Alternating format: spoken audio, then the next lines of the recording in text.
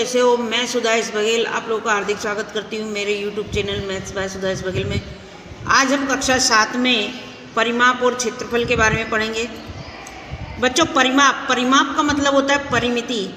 आज तक हमने गुजरात एजुकेशन में परिमिति शब्द पढ़ा है, लेकिन इसको आप परिमाप भी बोलते हैं।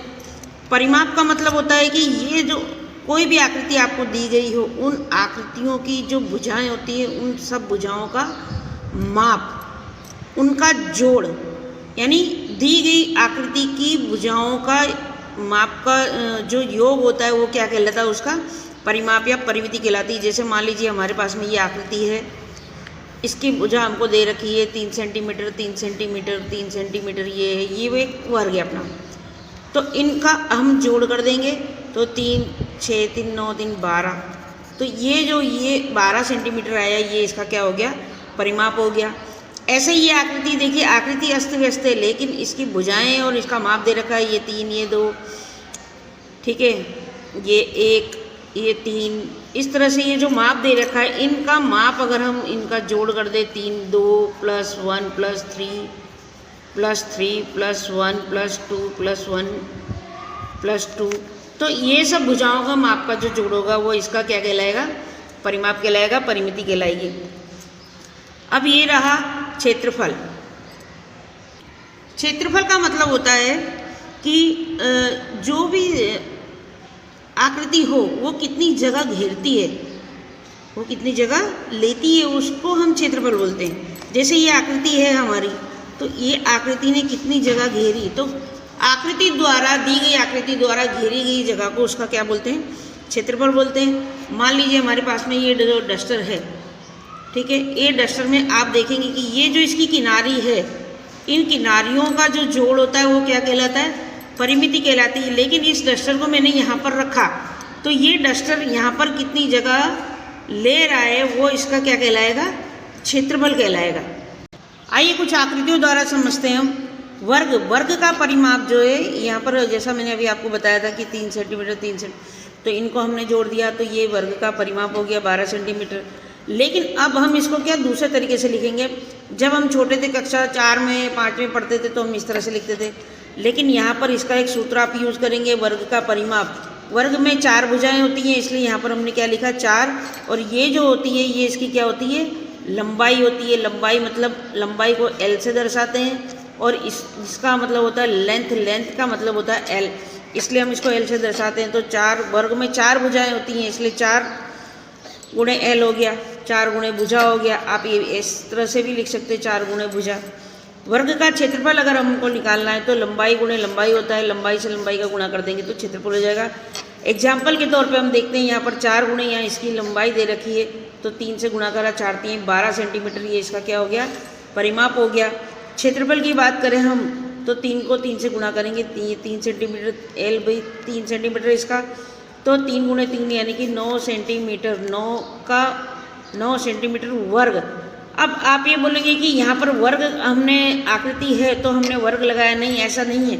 लेकिन जब कभी भी क्षेत्रफल आपको पूछा जाए तो आपको उसके आंसर में वर्ग, अगर सेंटीमीटर है तो सेंटीमीटर स्क्वायर, मीटर है तो मीटर स्क्वायर, आपको वर्ग लगाना अनिवार्य है।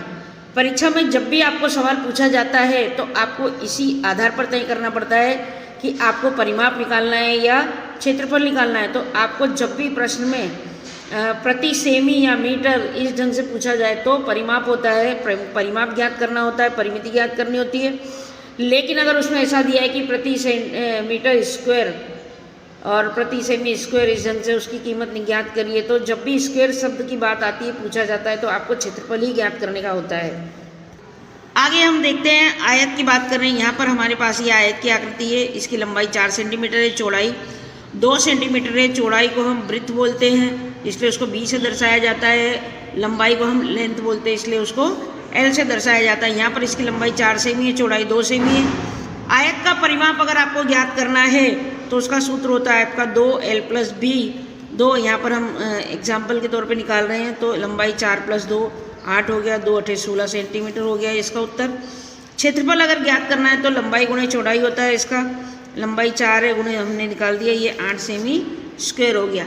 तो ये चीज़ें तो हम बच्चों पढ़ चुके, लेकिन अब हमको कुछ नया पढ़ना है कक्षा 7 में, तो इसमें हम पढ़ेंगे समांतर चतुर्भुज। एक समांतर चतुर्भुज अपने पास में है। तो परिमाप की बात करी जाए तो जैसा मैंने बताया कि सारी भुजाओं का योग होता है, तो ये समांतर चतुर्भुज में भी 4 भुजाएं, इन चारों भुजाओं का हमने योग कर दिया तो इसका परिमाप निकल गया। लेकिन इसके क्षेत्रफल की अगर हम बात करें तो इसका क्षेत्रफल हम कैसे निकालेंगे? तो ये जो होता है ये इसका क्या होती है? ऊंचाई होती है, और ये जो होता है ये इसका क्या होता है? आधार होता है। तो आधार को हम 20 से दर्शाते हैं, बेस होता है, बेस का मतलब 20 है। तो इसका क्षेत्रफल ज्ञात करना होता है। जब भी चतुर्भुज का क्षेत्रफल हमको ज्ञात करना है तो बेस गुणे ऊंचाई यानी आधार गुणे ऊंचाई। अब इसी ढंग से हम त्रिभुज की बात करें तो त्रिभुज में 3 भुजाएं होती हैं। अगर हमको इसका परिमाप ज्ञात करना है तो तीनों भुजाओं का योग कर देंगे। जैसे मान लीजिए अगर आकृति में हमको दिया गया त्रिभुज ABC, अगर हमको इसका परिमाप ज्ञात करना है तो हम क्या करेंगे? AB + BC + CA, इन तीनों भुजाओं का माप का योग कर देंगे हम, तो इसके परिमाप ज्ञात हो जाएगा। अब इसका क्षेत्रफल हमको निकालना हो तो इसका क्षेत्रफल है 1/2 आधार गुणे ऊंचाई। अभी हमने पढ़ा कि चतुर्भुज का होता है, तो चतुर्भुज का कितना होता है? आधार। चतुर्भुज में कितना आता है आपका? आधार गुणे ऊंचाई। लेकिन यह त्रिभुज है, अगर इस चतुर्भुज को हम 2 भाग कर दें, विकर्ण बना दें इसका, तो एक त्रिभुज आपका ये बन गया, दूसरा त्रिभुज ये बन गया, तो दोनों त्रिभुजों को जोड़कर क्या बन जाता है? चतुर्भुज। इसलिए हम इसको क्या कर देंगे? आधा। तो जब भी त्रिभुज का क्षेत्रफल ज्ञात करेंगे तो 1/2 गुणे आधार गुणे ऊंचाई। अब हम बात करते हैं वृत्त की। वृत्त का परिमाप, वृत्त में कोई भी किनारी नहीं होती है, इसलिए वो क्या गोल आकृति होती। तो ये वृत्त है हमारा, ठीक है। और ये जो इसके केंद्र से जो रेखा है ये क्या कहलाती है? त्रिज्या कहलाती है। क्या कहलाती है? त्रिज्या। और त्रिज्या को हम किससे दर्शाते हैं? R से दर्शाते हैं। और वृत्त में जो ये अक्खी रेखा होती है, पूरी बड़ी रेखा जो वृत्त को इस छेड़े से इस छेड़े से टच करती है, तो ये आपकी क्या कहलाती है? व्यास। और व्यास को हम किससे दर्शाते हैं? D से दर्शाते हैं।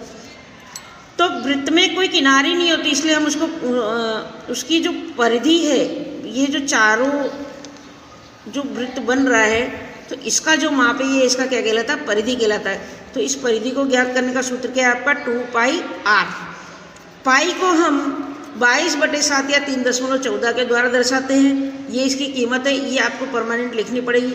अगर वैसे तो जनरली हम पाई की कीमत 22/7 ही लेते हैं, लेकिन अगर हमको प्रश्न में सूचित किया गया है कि पाई की कीमत आपको 3.14 लेनी है तो आपको 3.14 ही लेनी पड़ेगी।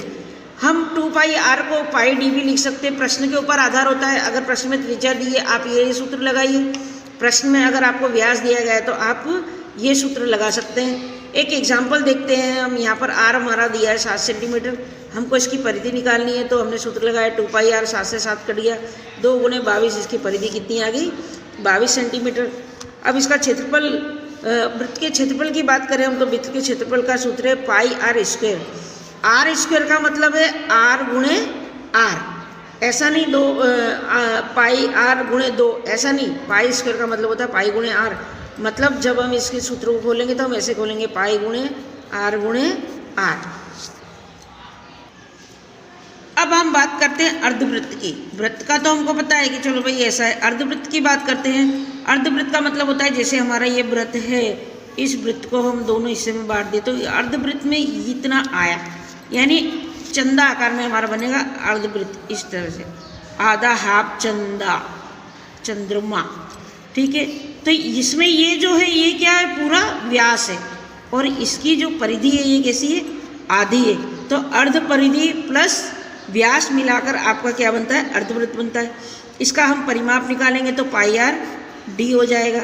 और इसका क्षेत्रफल की हम बात करें तो πr क्यों हो जाएगा? क्योंकि पूरा वृत्त कैसा होता है? 2πr, पूरा वृत्त ये होता है। तो आधे का हमको क्षेत्रफल निकालना है, तो आधा करना है, तो 2 से 2 कट गया, बचा गया πr, तो इसके क्षेत्रफल का सूत्र क्या हो जाएगा? πr। अब कुछ ऐसे सवालों की हम बात करेंगे कि हमारे पास में कुछ ऐसे प्रश्न आते हैं कि जैसे कोई एक बाग हमको दे रखा है, ठीक है, या कोई एक जगह दे रखी है कि भाई ये जगह है, ये मान लीजिए ये बाग है और उसके अंदर एक रास्ता बनाना है इतना, तो ये जो रास्ता है और इतनी जगह में ये आपकी जगह छूटनी चाहिए। तो इस जो रास्ता बनाया गया है या जो भी करा गया उसका काम घास फूस उगाई हुई हो, जो भी हो, तो इस जगह का अपने को क्षेत्रफल निकालना है। तो कैसे निकालेंगे? तो सबसे पहले हम क्या करेंगे, ये देखिए ये आपके पास में ये बड़ा आयत है, तो इसका नाम हम दे देते हैं ABCD, इसका हम नाम दे देते PQRS। तो इसके क्षेत्रफल में से अगर हम इसका क्षेत्रफल घटा दें तो ये जो बची हुई जगह है इसका क्षेत्रफल आपका क्या हो जाएगा, निकल जाएगा। तो हम क्या करेंगे, रास्ते का क्षेत्रफल हमको निकालना है, तो हम कैसे लिखेंगे इसमें कि रास्ते का क्षेत्रफल बराबर चतुर्भुज ABCD का क्षेत्रफल माइनस चतुर्भुज PQRS का क्षेत्रफल। तो उसका रास्ते का जो क्षेत्रफल है वो क्या हो जाएगा, आपका ज्ञात हो जाएगा, निकल जाएगा। ऐसे वृत्त के क्षेत्रफल की हम बात करें तो वर्ग का क्षेत्रफल, ये पूरा वृत्त है, इसमें आपको 2 वर्ग दिया है, एक आयत दे रखा है, तो इन जगहों को छोड़कर ये जो बची हुई जगह है इनका आपको क्षेत्रफल निकालना है। तो इसमें भी आप यही करेंगे, क्या करेंगे, वृत्त का क्षेत्रफल अपने को निकालना है पूरा, तो क्या करें, वृत्त का क्षेत्रफल माइनस 2 माइनस वृत्त के क्षेत्रफल में से वर्ग, एक वर्ग का क्षेत्रफल माइनस दूसरा वर्ग का क्षेत्रफल माइनस ये जो आयत है इसका क्षेत्रफल अपने को ज्ञात कर देने का। इनके सूत्र आपको पता है और ये इस चैप्टर में, पूरे चैप्टर में आपको सूत्र आना बहुत ज़रूरी है। अगर आपको सूत्र नहीं याद होगा, नहीं समझ पड़ेगा तो आपके सवाल गलत हो जाएंगे। इसलिए उस आकृतियों को समझें और इसके सूत्रों को समझें, उसे लर्न कर रहे हैं। आई होप आपको ये चैप्टर समझ में आया होगा। Okay, thank you so much.